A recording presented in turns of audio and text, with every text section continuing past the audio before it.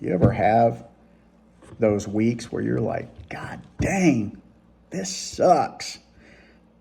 I'm having that right now. But anyway, remember, if you ain't first, you're last.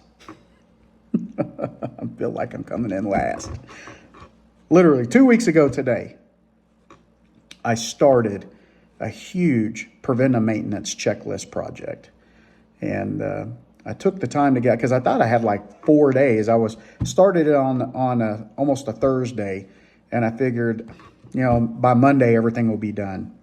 So during that process, I had both the rear end serviced, and had a few other things on the frame serviced, and the oil change, your standard oil change. I get my oil change done at every 30 to 35,000 full synthetic on the Rotella, and my truck's got kind of high miles, so I'm knocking on the door to 700,000 on that DD15 motor, which it's legit wood. Got to knock on some wood that it hasn't blown up yet. But when that thing does knock on the door to being hungry on the maintenance, it costs a lot of money. A lot of money. All you owner operators or people who own your own equipment, we're like stuck in between a sandwich here, right? So we're like the meat in between two pieces of bread, and one of those slices of bread is a broker making all their money, and the other one is damn service shops, right? So I think we're the only ones in this industry at times that ain't making the money that we're supposed to be making. I digress. I'm gonna try to keep this under 5 minutes, so hopefully y'all guys can keep up with me. So like I said, 2 weeks ago I started a whole bunch of preventive maintenance, and during a DOT inspection, an oil leak was found on the backside of the motor, and ended up taking the truck over to Transwest to get that service performed. And it turned out that I needed to have a cam M frame. If you don't know what it is, look it up. It's a pretty serious thing because so much stuff can go wrong while doing the cam M frame. And that's kind of where I'm at right now. So Transwest did it. It was like 3,000 to 4,000 a few days ago, and my fuel injectors got stuck wide open.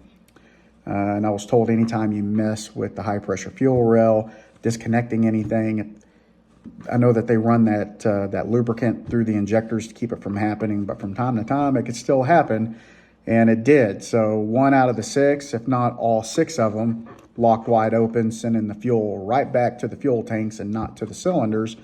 And now, they were trying to hit me up with a little more than $1,000 per injector. So my bill went from like 3,000 to 4,000, skyrocketed to about 13,000, 12 to 13,000. And in some cases, it like quadrupled in the price. So I did some shopping around because they definitely don't do remand. It's all new. It's ride or die, baby. It's all new. If one fails, they're all getting replaced, which I understand that, right? I totally get that. So I found a shop down the road. I went ahead and declined the last invoice option that they had, and told them to button everything back up, and paid $375 for a 7-mile trip to Prime Diesel Solutions up in, I guess it'd be the north part of Frederick, in between Frederick and Meade, because the truck is in Frederick, Colorado right now. And we're going to see what happens. So they're going to shoot me some options, hopefully by the middle of next week. We're going to see. Fingers crossed.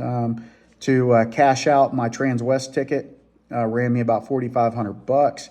Thank you to Nova Lines.